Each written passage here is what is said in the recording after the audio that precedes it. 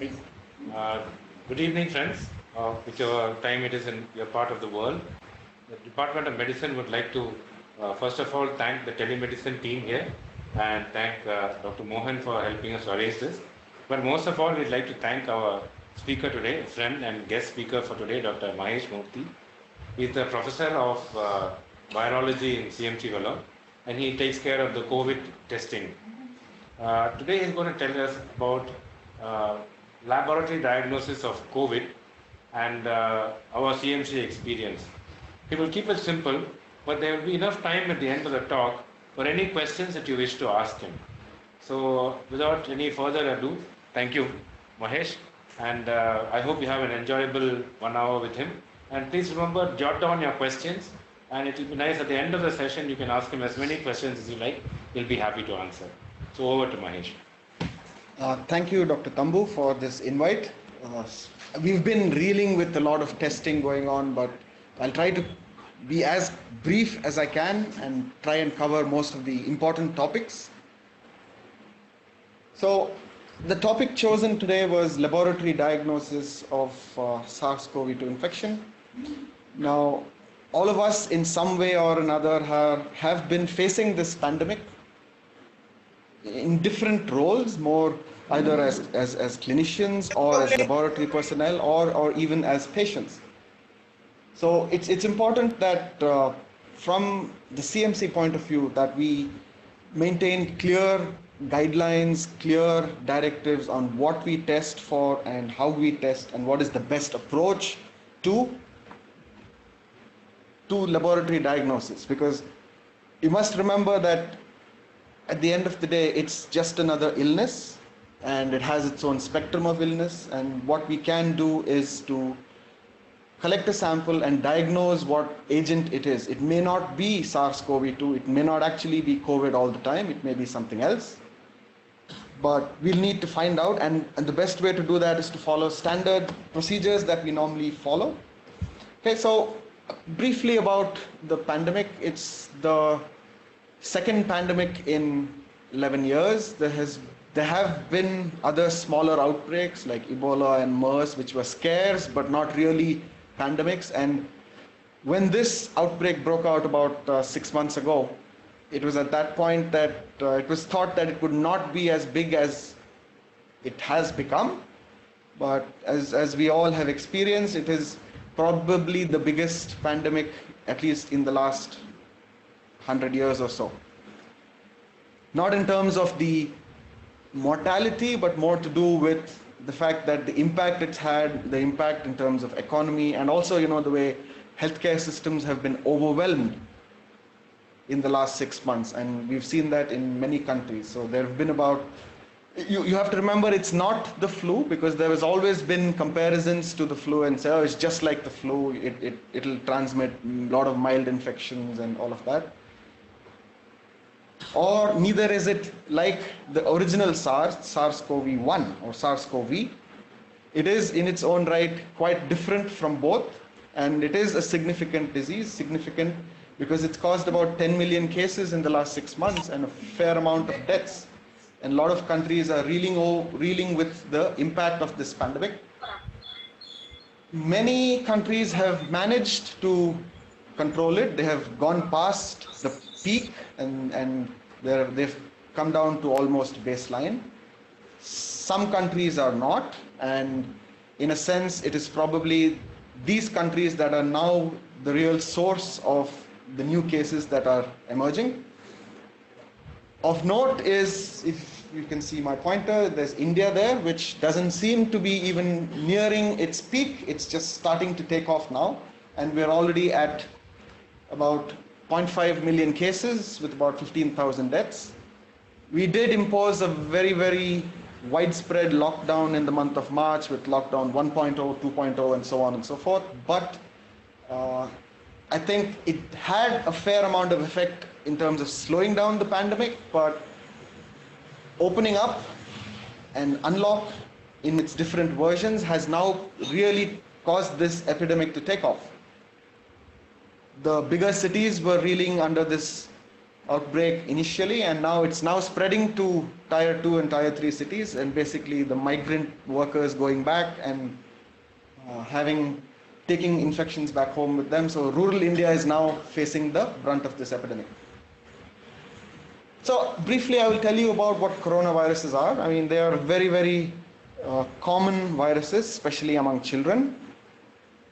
There are 4 common pathogenic, or not, you wouldn't call them really severe disease causing strains, but there are 4 which are mild, and one in 2003, which is the original SARS-CoV, caused the severe disease called SARS, and one which is not as severe or didn't spread as much, called MERS.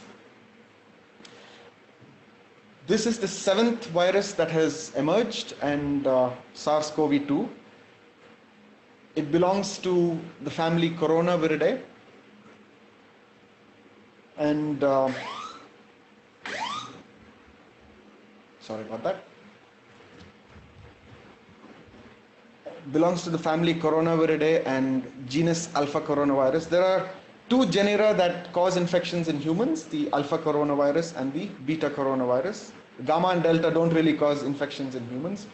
And as you can see, the reservoir in this picture above here, the reservoir of these infections is either bats or rodents, and through that they pass to intermediate hosts and establish infections in humans. SARS-CoV-1 through the civet cat did cause widespread infections, but never really established itself.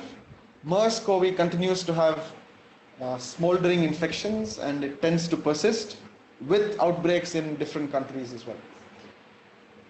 So all coronaviruses are enveloped single-stranded RNA viruses. The SARS-CoV-2 is about 29 kilobase genome. It's an RNA virus. The size varies between the different genera of coronavirus. Importantly, there are proteins on the surface, the spike protein, the membrane, the envelope, and the nucleoprotein which lies inside the virion and binds to the RNA. Now, how was this named so? This was named as SARS coronavirus 2. Okay? This was earlier, the disease in 2003 was called SARS, and the virus was called SARS coronavirus. And likewise, we had the Middle East respiratory syndrome coronavirus, which was caused by MERS-CoV. Now, it was found that this particular new strain was very closely related to the SARS coronavirus and belongs to a subgenus called sarbecoviruses, and they were all consists of viruses and bats, which are closely related to the original SARS-CoV strain. So if you can maybe zoom in on that tree on the side. Would it be possible to zoom on that? No? Okay. So if you can look at the pointer, you can see SARS-CoV belongs to, there's alpha corona and the beta corona, and SARS-CoV-2 belongs to this beta coronavirus 2b. They're fairly closely related. So, and that's the reason that it was called SARS-CoV-2 and not nCoV or any other name that was suggested. Okay, so when we're looking at the laboratory diagnosis of any disease of the infection, it's important to know how the disease is caused in the host. Now, as part of the disease process, the natural history of the disease, you find that the disease starts off initially and has a progression and either results in recovery or death, and the different kinetics of the various markers, which would be either viral antigens or viral RNA or antibodies for that matter, would dictate what sample would be appropriate for diagnosis. So depending on what stage of the disease it is, it may warrant a different kind of sample being required for diagnosis, or a combination of samples, as the case may be. Sometimes you may have one sample alone not being adequate. Now, in the case of uh, COVID, SARS-CoV-2 infection, you find that there is a fairly common up to 30 to 40% asymptomatic stage and also a pre-symptomatic stage, which then where people go on to progress to clinical illness. But you find that with time, at the onset or just prior to the onset of symptoms is when RNA is at its peak and subsequently falls gradually, and depending on which compartment it is, whether it's the upper respiratory or the lower respiratory, there's a change in the dynamics of the RNA in the sample. You find that antibodies normally occur, usually for any infection, it's the IgM that appears first, but in the case of SARS-CoV-2 infection, IgM and IgG tend to co-appear. So usually by about the 7th or 10th day, IgG itself is positive or starts appearing and rises thereafter. So depending on what stage of the disease, early on in the disease, PCR is likely to give you a diagnosis, but later on in the disease, your PCR may be negative, so therein comes the false negative. And you may well depend on antibody as a means of diagnosis. Again, if your clinical suspicion is really high and you think the pre-test probability is really high, then you would probably even suggest a retest. Okay, so broadly, the laboratory diagnosis is classified into, depending on which stage of the disease. If it's early, it's directly detecting or using direct methods. Or if it's later in the disease, it may be indirect detection or detection of an immune response. So direct detection essentially means to detect the virus or protein or its genome. And normally in any viral infection, you find that there is an element of detection of by electron microscopy. Of course, it's not clinically useful, but in the case of SARS-CoV-2, we're not even talking about that because it's not feasible because of the scale of the outbreak. It's not even useful. In a sense, the list of methods, the list of methods here are kind of an order of preference of which ones you will use. So as is very clear here, PCR is the primary method of choice for direct detection, and given the extent to which real-time PCR has developed, that seems to be the most common method used, and a lot of variants, which I will talk about later. And antigen detection and sequencing of the viral genome. Virus culture is not really done routinely or is not allowed to be done because of it needs a higher level of containment, and it's only in BSL-3 and BSN-3 and above laboratories. Indirect detection is the detection of an antibody response, because in response to any infection, you will have antibodies, which both IgM, IgG, as well as IgA, and it's mainly directed towards the spike protein. So different methods to detect them would be either ELISA or CLIA or sometimes even rapid devices, though those are not really recommended. A cellular response would mean enumerating the subsets of CD4 and CD8, and also ELISpot assay to see if there is a specific activation of virus-specific cells, T and B cells. CD4 and CD8 cells. Okay, so essentially the main guidelines for diagnostic testing would be that the choice of sample should be from the primary site that's affected, where you find that more like an end organ, either a lower respiratory tract or some part along the respiratory tract, or a site of shedding of the virus, and that is where direct methods have the most utility. Indirect methods would require a serum for antibody detection and PBMCs for determining cellular immunity.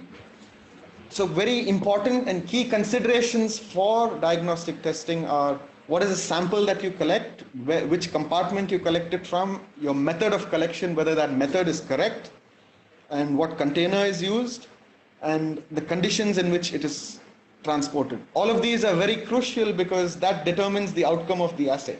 Now, when you have less than perfect assays which vary in their accuracy, it's important that you take these considerations, keep these considerations in mind, and try and minimize the chances of false negativity or other errors during the pre-analytical stage, during the sample collection stage itself. It's important to maintain a cold chain. It's very often you find that low positive samples tend to become negative because the cold chain wasn't maintained, and there's no way of confirming that because the viruses are labile, so even repeat testing will not modify your result in any way. Okay, so the samples essentially collected for SARS-CoV-2 diagnosis would be upper respiratory samples, and of these the main ones are NP swabs, nasopharyngeal swabs, though throat and nasal swabs also have been used. Mid-turbinate swabs have been used. Saliva has been recommended. Sputum has been recommended. Now all of those samples could be collected, but it depends on what the utility is. There's also aspirates, the nasopharyngeal aspirates and endotracheal aspirates. In our experience in CMC is that endotracheal aspirates tend to cause a lot of, because of the higher amount of secretion, there's a fair degree of PCR inhibition, and we tend to find that we're having to repeat a lot of our samples. So if a BAL is possible, that would probably be the ideal specimen, but if not, endotracheal aspirate is what is commonly being used as a lower respiratory specimen at CMC. Collection of swabs between flocked and normal swabs. Flocked swabs tend to collect a little bit more of the cellular material from the host, and therefore there's a higher chance of recovery, and they've shown with the seasonal respiratory viruses or the non-pandemic respiratory viruses that they do have a better yield and therefore are recommended for SARS-CoV-2 also.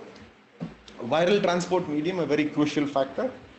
Now, the role of viral transport medium is to essentially stabilize the virus prior to its processing with whatever assay, either extraction or any other kind of assay. Now, it has protein stabilizers which help it to maintain the integrity of the virus, and therefore even low positive samples would actually be detected. It's important to keep in mind that viral transport medium, if prepared in-house, has a limited shelf life of 2 to 3 weeks, and it's important to note the preparation date, because otherwise you can actually have negatively impact the quality of the specimen. There are ambient temperature variants of the VTM called universal transport medium, which are also commercially available. And there's been a movement towards lysis buffer and other options so one of the issues with viral transport medium is that the sample still continues to be infectious, and if there is a spill, there is a chance of infection to the carrier of the sample or the person who's bringing the sample to the lab. So there is a move towards moving to a lysis buffer, which essentially renders the sample non-infectious, but it's still viable or it's still useful for PCR-based assays, but not for virus culture. So that is something that we haven't moved to yet, because we also offer other assays in addition to SARS-CoV-2 PCR. So we are continuing to persist with viral transport medium. So I'll move on to the direct methods. So as I said before, direct methods essentially means methods to detect the virus, and in this case it basically means PCR for SARS-CoV-2. I quickly run through the basics of PCR. Now, a PCR is basically an in vitro amplification method where a region of a gene is amplified using oligonucleotide primers and a heat-stable polymerase. Now, it has 3 stages of denaturation, annealing, and extension, and that each of these 3 stages together constitute what is called as a cycle. Now, with each of these stages, certain temperature is maintained, which enables a different process to occur. So in denaturation, double-stranded DNA splits up into individual strands, and in the next stage of annealing, the primers go and bind specifically to the DNA that has separated out, and in the extension, the region between the two primers is extended by the Taq polymerase, and as this cycle goes on and on, you find that a specific product is formed. Now, detection of the PCR product, and this is essentially what a conventional PCR is. Detection of this amplified product is after the completion of the whole cycling process.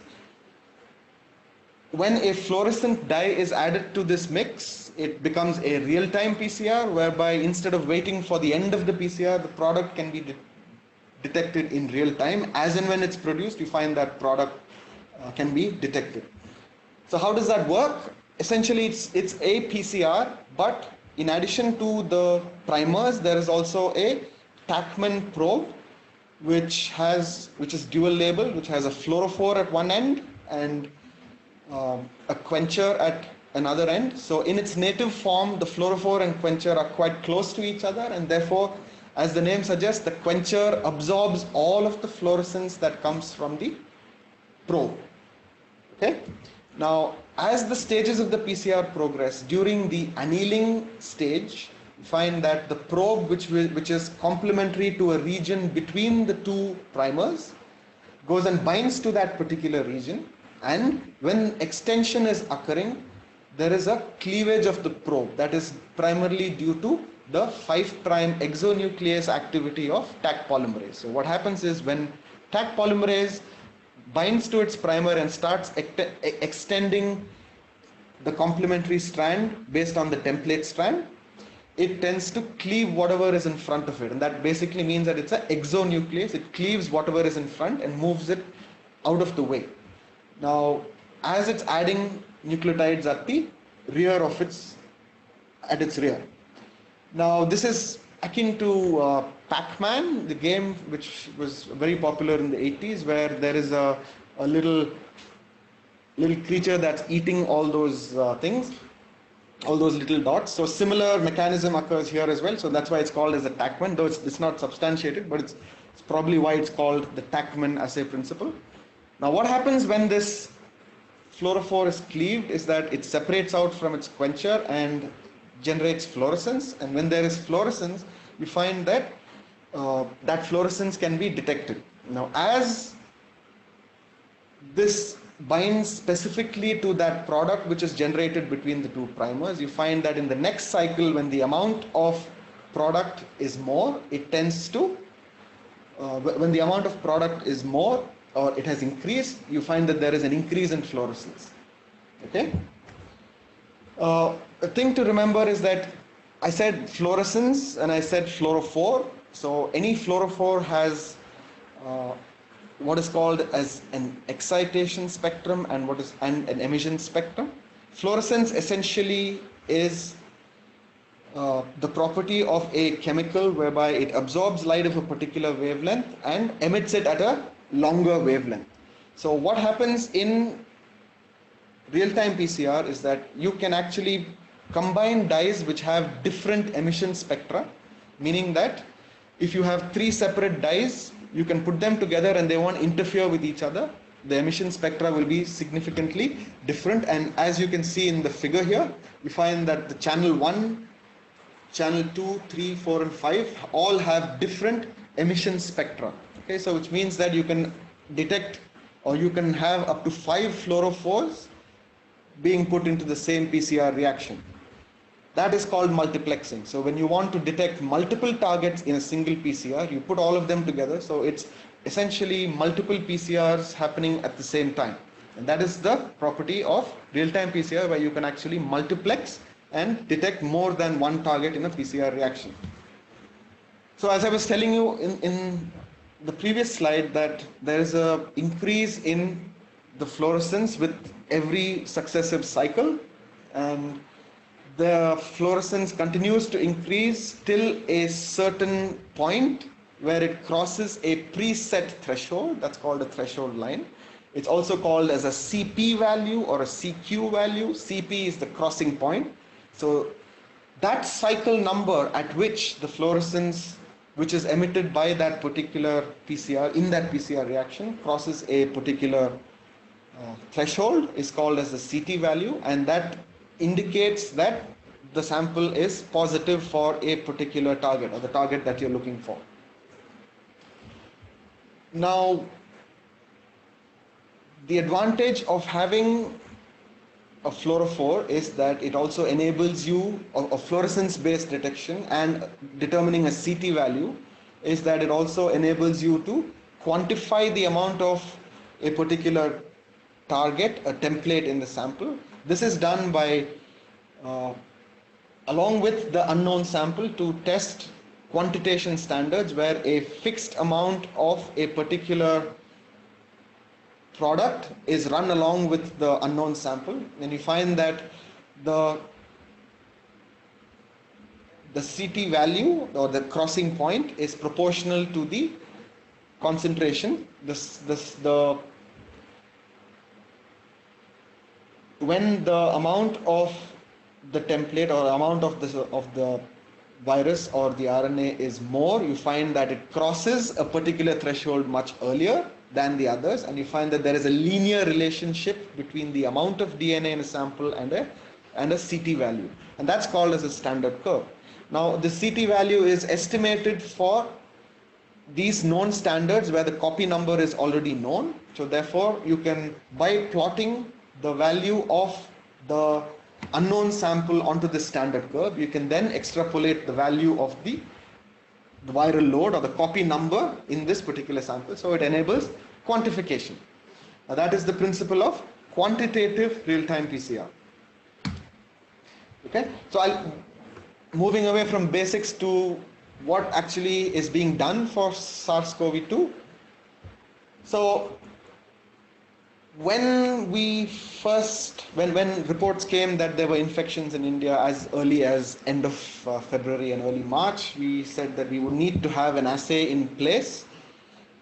You must remember that this is a novel virus, and therefore any of the routine assays would not have picked it up.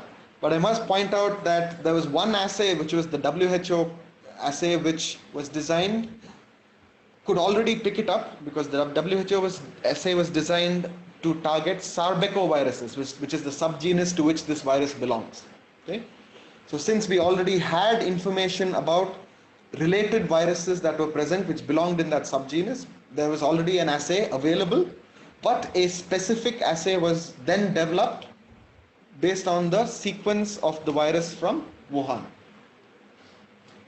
Okay, so the PCR for COVID, for SARS-CoV-2, essentially is based on, in majority of cases, is based on the real-time principle, where there are different primer sets which target different regions of the viral genome, and they are highly accurate assays. These were designed by the WHO and the CDC. They formed the basis because they targeted genes that are present in they targeted different genes. They formed the basis of commercial assays, and therefore were also used in commercial assays. The other second option, which is not as common but was also used to a certain extent, is the conventional PCR. When real-time PCR facilities aren't available, then conventional PCR is the option to go with. The most commonest was the RDRP gene, and also the N and ORF1. The problem with conventional PCR is that it requires sequencing to confirm identity, because RDRP tends to be slightly conserved, or you can actually pick up, it can cross-react and you can pick up other even seasonal coronas, and therefore it needed to be sequenced to confirm identity. The least used was the pan-coronavirus PCR, and these are assays that are used mainly in studies that look at the diversity of coronaviruses from bats and rodents and a lot of zoonotic reservoirs. Now these target the RDRP of all beta coronaviruses, and again, as with the conventional PCR, require sequencing to confirm the identity to say that it is actually a SARS-CoV-2. Okay, the bread and butter as such of all of the detection has been mainly the E gene, the N gene, and different variants of it. as well as ORF 1A, 1B, and RDRP. If you look at the figure A, I'm sorry, apologize for I think these figures got switched out, but if you look at the panel that says A, that's the one that you want to look at. And if you notice that all of the assays are fairly sensitive and almost comparable, because if there's CT value on one side and genome equivalence, or the number of genomes per microliter on the x-axis, you find that they're all fairly consistent and they probably give similar results. What stands out is the RDRP assay, which is the confirmatory assay of the WHO protocol. Seems to be a bit off, seems to be a bit less sensitive. So very often we found that there are some assays where some tests where the E gene was positive, that is the screening assay was positive, but the confirmatory was not. And this has been our own experience as well when we initially set out to do testing with E and RDRP. Currently, the N1 and N2 of the CDC protocol are the ones which are the most sensitive and have been used not only for testing of patient samples, but have also been used for testing sewage samples and environmental samples and also aerosol samples. All these assays, there are different genes that are being targeted. All of them tend to have a little bit of noise. So when there's a weak positive sample, you have to confirm it with additional assays, because it looks like there is some degree of noise that happens, especially when there is a very high CT value, somewhere in the 37 range, which is almost, in the range of 10 genome copies per microliter. Okay. In addition to, so these are the in-house prescribed kits. In addition, there were a lot of commercial PCR kits which used either 2 or 3 genes. Of these, the Altona kit is probably the most widely used, and also the C-gene kit to a certain extent. There are a lot of kits available all over the world, and many of them in India as well.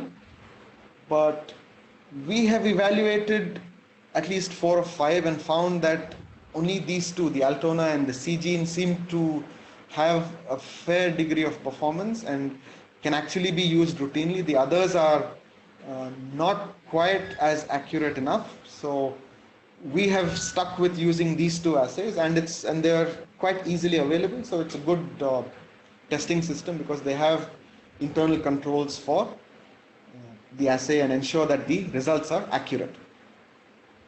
In addition to commercial assays, there's also the cartridge-based nucleic acid tests, which mainly don't have this additional step of doing an extraction, but straight away can just go straight to adding the sample into the cassette, and there is a result. The Cepheid is the most common one. We have a limited amount of experience, but we found that the Altona is more sensitive. The analytical sensitivity is better for the Altona compared to Cepheid, but we tend to use it for limited use in special situations. We don't have experience with the TrueNat, but it's a chip-based assay where sample is collected in a lysis buffer and it's loaded. And it's again a PCR, it's not anything special, but it's limited in its throughput in the numbers that you can do, and probably smaller scale laboratories can use these assays. Okay, so the FIND website, we did our own initial preliminary clinical evaluation, but we have not done an extensive. It was very limited because, one, the number of kits available were limited, and also at that point a couple of months ago we didn't have that large a number of samples. And we've have a similar experience compared to what you can see in this figure here. You find that there's a lot of I'm not sure if it's very clear, it's not clear on this screen. There's a lot of variation in the accuracy indices of these kits, and it depends on the duration of the illness and also the sample that's collected. But you find the ones below there which are low on sensitivity, okay? But by and large they are fairly specific assays. Now, we have followed this approach of trying to have a combination of assays and not depending on only one assay, especially for the ones where there is a bit of noise. We tend to confirm with additional assays so that we ensure that our results are accurate. The FIND website is actually a very comprehensive collection of assays. It gives us evaluation results of molecular assays, antigen assays, as well as antibody assays, which I will show you later. Okay, so some considerations that we've been dealing with in the last couple of months with regard to when we test with PCR assays, which sample do we collect, which is the ideal sample, is it going to be the LRS or the NPS? Now, there have been reports, and we've also had instances where a lower respiratory specimen is positive, but a upper respiratory nasopharyngeal swab is negative. So these are considerations to take, but usually in critically ill patients, we tend to collect both to ensure that the diagnostic yield is not compromised. It also depends on the stage of the disease that the patient presents with, and if they present earlier on in the illness, you find that the accuracy is much better. But if they are later, as I showed you in that picture on the natural history, you find that with time, by the second week, the RNA is on its way down, especially in the nasopharyngeal swab. Most assays, as the way it has been implemented and the way approvals have been given, have not gone through a proper clinical evaluation where they need to go through the entire spectrum of disease and a proper sensitivity and specificity calculated, but we've not been able to do that, and a proper validation should probably be the way to go before we can use these on a longer term. Now, a key issue that came up during this time was the shortage of supply of kits, so we had to switch very often between one and another. So cross comparisons have not been done, and one test may not necessarily mean that one test positive may not necessarily mean that another is positive. So that is something that is work in progress and which we will work towards. Antigen detection has now been recently recommended for detection of SARS-CoV-2. Right now, there are no commercially available kits that are available to us at this point, but some companies have contacted us for evaluations to see if we can evaluate them. So they are either a rapid or immunochromatographic platform or an ELISA CLIA kind of methodology. Now, as with flu antigen devices, if the disease prevalence is less than 10%, you find that the accuracy is not good enough for you to use it in decision making. But once the population prevalence is higher, you find that you can use these devices. Sensitivity is quite low, but specificity is not bad, but in the 90s, maybe 90 to 95. So there is some utility there, but again, it depends on what is the scale to which it needs to be used for. Okay, sequencing. A key development in this outbreak was the fact that this is probably the only outbreak where within 6 months we have almost 15,000 whole genomes generated of this virus, and there has been high resolution tracking of the spread of this virus across countries, across continents, and also very early on detection of any variation and signs of selection that the virus is actually mutating. And also the number of entry points or the number of times that a particular clade or a subclade or a subspecies of virus has been introduced into a certain geographic area.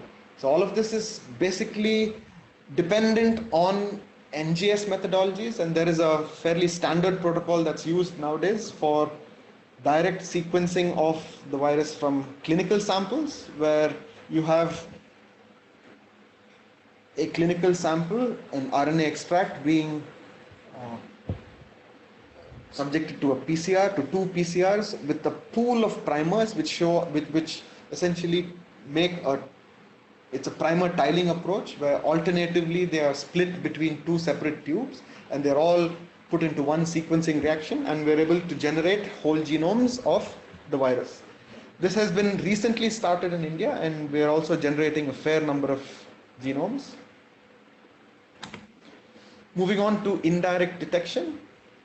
Now, that's something that's always has, at least in the last couple of months, been a hot topic of discussion as to which assay to use, and should we use a rapid device or should we not use it. Now, there is not much known about, one, the duration of immunity and whether whatever antibodies we are detecting are protective, and several other issues, and also issues with the accuracy indices of the methods used, rapid devices as well as other systems. So in the last 2 or 3 months, we found a lot of kit manufacturers, a lot of ELISAs and clear platforms come out. In addition to a lot of rapid devices, it's recommended to not use rapid devices for diagnosis or for any kind of decision making after the result, in terms of either easing of lockdown and things like that, because you find that sensitivity and specificity are compromised, so it doesn't help you either way. In clinical utility wise, these assays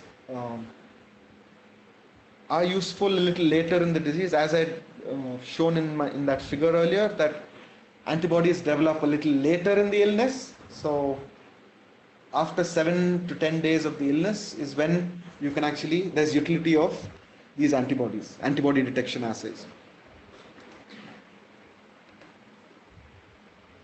Along with, I forgot to mention the antibodies you can develop are IgM or IgG, but also IgA antibodies, which kind of will lead towards identifying mucosal immunity and trying to see if there is a correlate of protection of these antibodies directed towards the S protein. Now, neutralization assays are the key indicator that the particular antibody which is present prevents infection, meaning that if the antibody binds to the infectious virus and prevents it from entering a cell and establishing an infection, means that it neutralizes the virus. So therefore, if it neutralizes, if that is shown in an in vitro system, you find that you can also extrapolate and say that it's protection from infection. Okay. Now, for that, to demonstrate that, it needs a BSL-3 facility, and not many labs in the country are BSL-3. So alternatives are required. So it's not commonly used, it's cumbersome, it's not amenable to high throughput. Alternatives are a surrogate virus neutralization test, where basically the binding of the S protein to its receptor, which is ACE2, is mimicked in an ELISA plate, and it becomes like a competitive ELISA. So if antibodies are present, then you find that it does not bind to the S protein does not bind to the receptor, and therefore there is loss of signal. If there are no antibodies, then you find that there's a lot of signal present. So it's a kind of a competitive ELISA. In addition, there are pseudovirion assays, which are basically lentiviruses or VSV backbone, which express the spike protein. And when the cell lines expressing the ACE2 are infected with this modified lentivirus or so-called pseudovirus, which has a fluorescent tag, you can easily demonstrate the presence of antibodies which prevent infection. So pseudovirion assays are essentially a high throughput assay.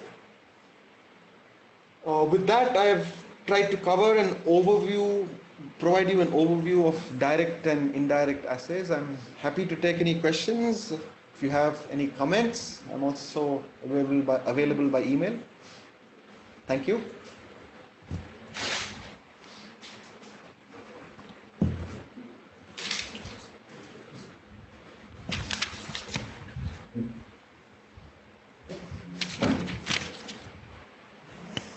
I can just stop. So there's a question, any benefit of combining PCR and antibody tests? So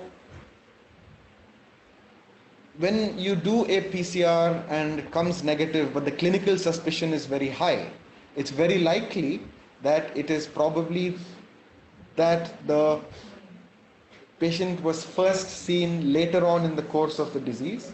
So there is some utility in, if it is later on in the course of the disease, by doing both a PCR as well as, if PCR is negative, you can follow it up with an antibody assay and say that in this subset you may be able to diagnose, but still we don't know that yet, because there may be a fraction of them who may not seroconvert, but it is something that is worthwhile looking at, and that should be the way forward in terms of establishing an algorithm for diagnosis, especially in the more severe cases.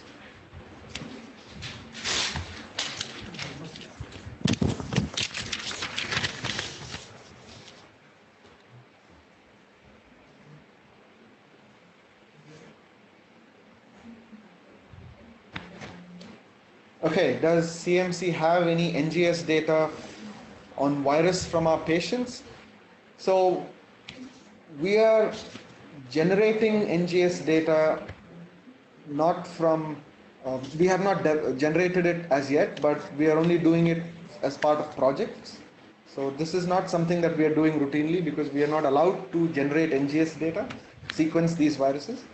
But if it's part of a project, we would be able to do it. CMC, does it accept samples from outside? Yes, there is a mechanism to accept samples from outside. So with regard to antibody assays, there's a question, is it possible to test antibodies in convalescent plasma in CMC today? So we have access to a few kits which are only being used for evaluation and trying to see how good it performs, but we don't have access to a larger numbers of kits, so we have not offered this as a testing service yet, but that is something that is the plan for the future.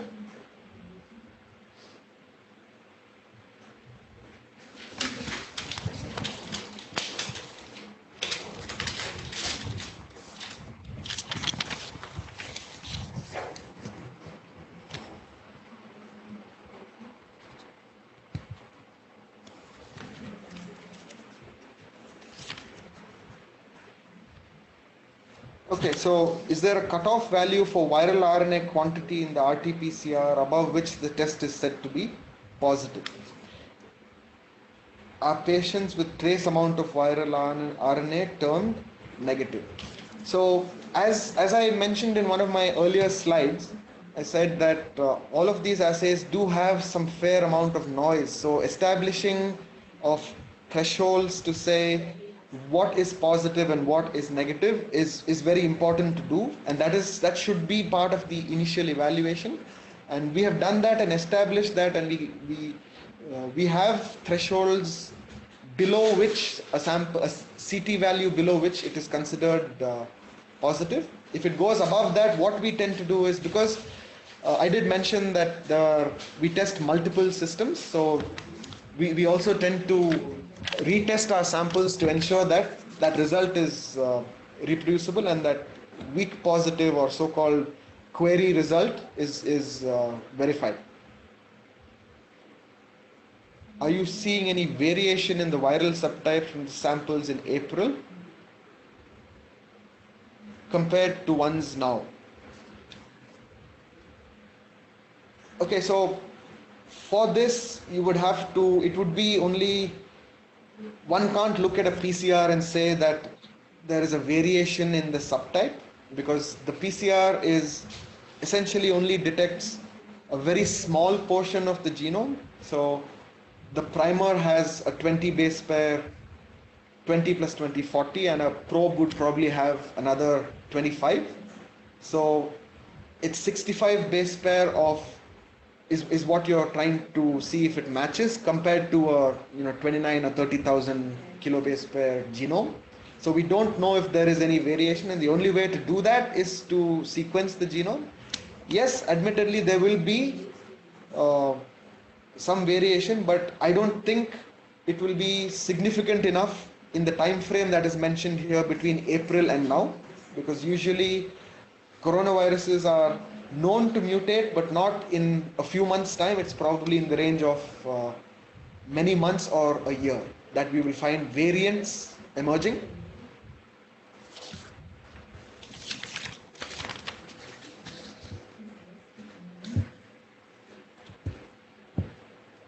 Once a person has recovered from SARS-CoV, are they immune from infection?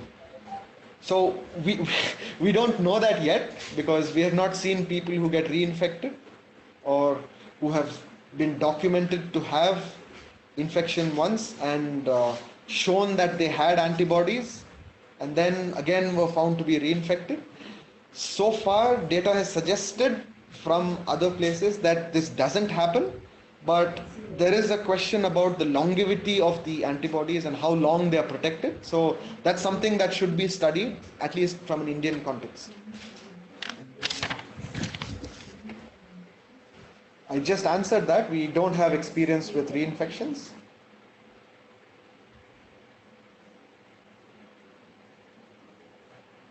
From all the tests, which is the best for diagnosing early stage and late stage disease? So given our limited experience where we don't have antibody assays and we haven't used them, the answer to both of those is PCR. But from a theoretical standpoint, the early stage PCR would be better. At the late stage PCR, if negative, antibody may be useful.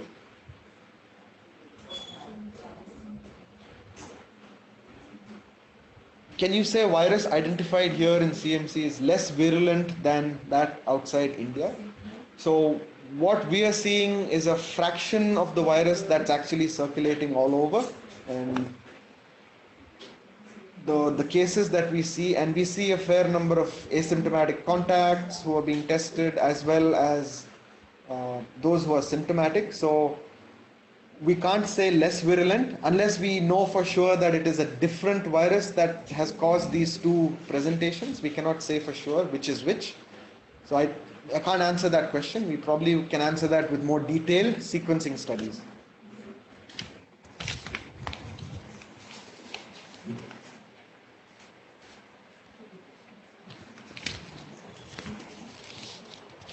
So what we do know is, if one is tested and antibody is positive, as a healthcare worker, might they be immune from infection as they care for patients?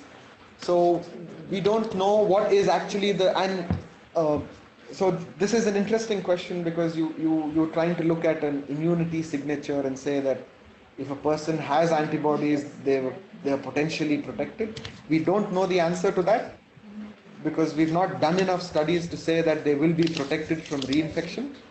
But you can look for neutralizing antibodies, and if that assay is done, it suggests that they may be protected from reinfection, so they could potentially care for patients, but we don't have access to that facility here.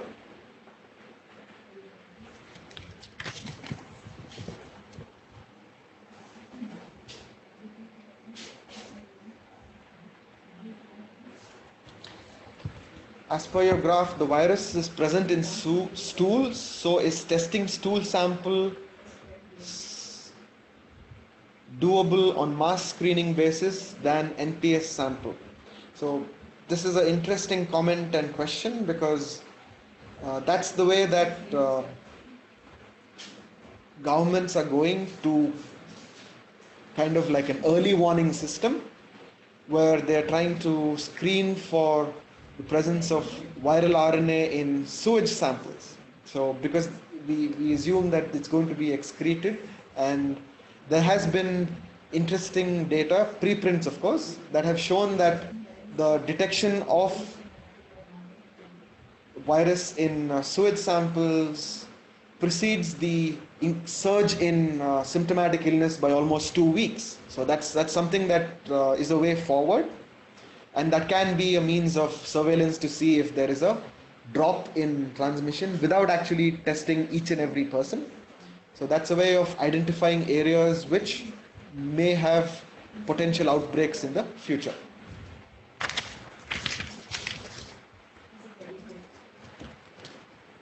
Are you doing multiplex PCR for detection of SARS-CoV along with other respiratory viruses?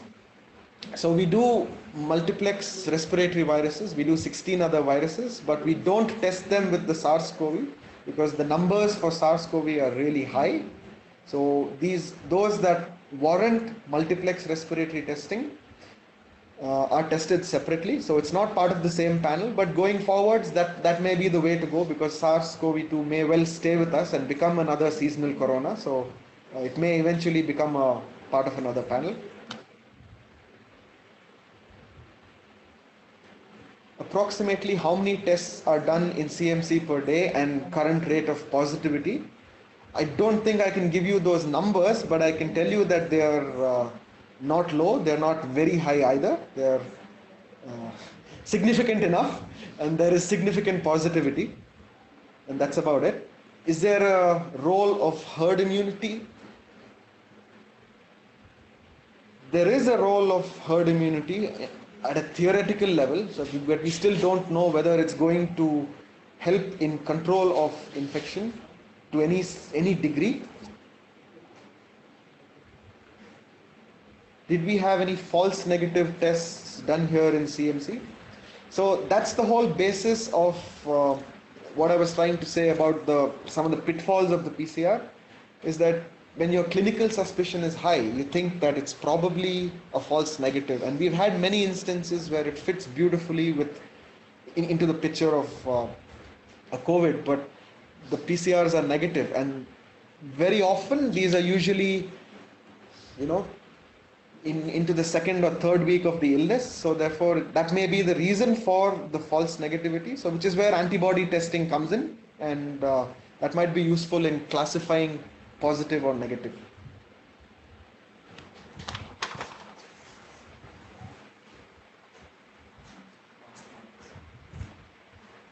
Do we think if this virus arose from a lab or a market in China?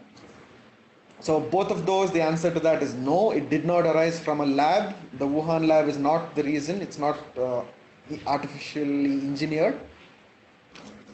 The market was probably part of its transmission chain, so we don't know if it arose in that market because there is evidence that there is diversity outside of the market which is very similar to what was seen in the initial viruses. So both of those are no.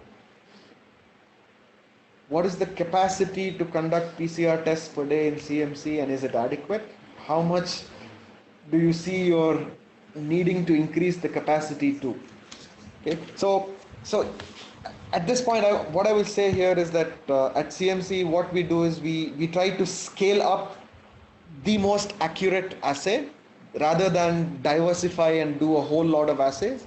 So what we are looking at now is automation and trying to do more throughput. And it's all a question of, if that surge does happen, there is sufficient capacity, because these are all molecular biology equipment. So it's possible to have non-trained individuals also operate these instruments. So scaling up is something that we can do, and probably a few fold.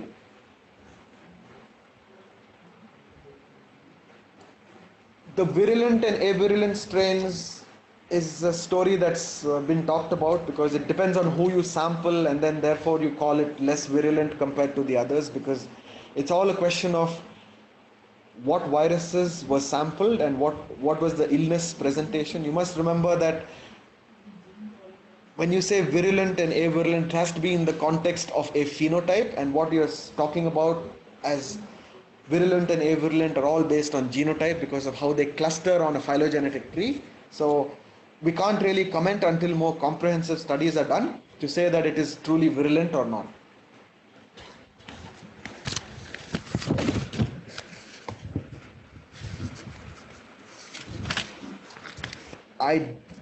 The PPV for a PCR for asymptomatic contact, I don't have the answer to that. I can look this up because we're using a commercial kit.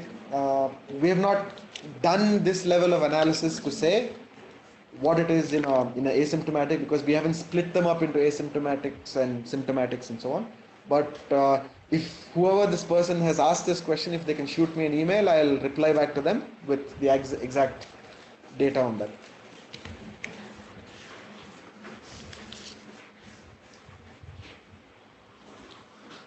Can RT-PCR give you an idea of the individual viral load? Okay, so it's not actually individual viral load, but RT-PCR is an indicator of how much RNA is present in the sample. So you tend to find that between infectious virus and what is considered as able to cause an infection and the amount of RNA, there's usually a mismatch. So it is an indicator, but it is not an exact value that an RT-PCR can tell you how much is present or whether it's infectious.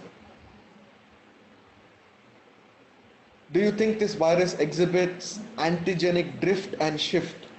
So antigenic drift is something it's not antigenic drift, it's more genetic drift, because right now we only have the S protein and it doesn't seem to have mutated. The time frame is too short for us to say that it has moved or it has evaded the population level immunity. We don't have enough population immunity, so there's no pressure on it to change, so therefore it continues to remain the same. With regard to antigenic shift, that's a property of where viruses change their surface coat altogether. What we've seen so far is a little bit about what's known about how this virus evolved or how this virus emerged was that it was probably a recombination, which is a little different from reassortment. Recombination means that a particular virus, one part of that virus got transferred to this virus and this new virus emerged. So far it has been stable and there's no evidence of recombination between SARS-CoV-2 and other bat coronaviruses, be it sarbecoviruses or others within the beta coronavirus genus. Does lot of asymptomatic cases mean any gene polymorphisms in the ACE2 or protease gene? Okay, so this is interesting because ACE2 was suggested as a marker, a genetic marker for severe disease. So it may be, and we have not explored that enough in the Indian context. So I don't know about the protease gene. Do you mean the viral protease, or do you probably mean whatever human protease? Again, I don't know the answer to that. I can look it up, and probably if this person can send me an email, I will be able to reply. Stop, huh? No, it depends on you. Rapid antigenic tests are part of screening in OPD patients. Asymptomatic cases with ILI fever. Okay, so the problem with using an antigenic kit is that if your pre-test probability is high, okay, in the sense that there's lots of cases, or it's about 30% prevalence, and it's there in the community to a high degree, then it's fine. It actually, there is benefit in using it because it helps you classify, because the specificity is fairly high. So there's not going to be an issue of false positives. So it's more to do with if the pre-test probability is high, these have utility for classifying cases, especially when you're talking about asymptomatic cases. Now, if you're looking at asymptomatic cases, we know that there is transmission, or if there is evidence of transmission in the community, you don't want to pick up every asymptomatic case. It's a question of whom you pick up in an OPD, and you ask them to home quarantine. It's more to do with symptomatics. Asymptomatic in high-risk areas or the containment zones would probably be more relevant a strategy in terms of trying to lessen the amount of transmission. How do you rate the different tests done by the government in terms of accuracy? Okay, the government labs are doing the same assays that are done by us, by a whole lot of labs in the country. So the accuracy of the assay is a function of the lab that's doing it, whether it's an experienced lab, okay, and what measures for quality control are in place. You can have labs that spring up over the weekend and then start doing thousands of tests. That there may be an issue in terms of quality, but I think the way forward is for a EQUAS program run by the government to say that there is fair amount of concordance in the results that are being generated in this network of labs that have now gone to about 1,000 all over the country. So that's the way forward, and I think it's not about accuracy, or to be honest, it's not about pointing fingers or anything like that. It's just saying, okay, if this is the case, your accuracy is not good, these are the measures you need to take to improve, because at the end of the day, it's about how many you detect and how many cases you're able to identify towards the longer term goal of control. Lots of issues with disposal of dead infected patients. Any other routes of transmission of the virus? Okay, so there's a lot of studies and a lot of discussions about per-operative transmission and within air-conditioned rooms and things like that. Okay, but by and large, I think the majority of transmission is intrafamilial or close contact. So wherever there is evidence of close contact, or there is contact with secretions, as occurs in healthcare workers with aerosol generating procedures, those are the main routes of transmission. Okay. So far, stool, they have shown evidence of RNA, but they haven't shown evidence of replicating virus. So again, it's all work in progress, and we may know only later when more comprehensive studies are done. Okay. Thank you. Over to Dr. Tambu.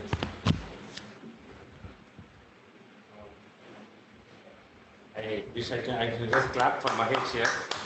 The rest of the people are far away distances, so you can clap in your own rooms for Mahesh. That was an excellent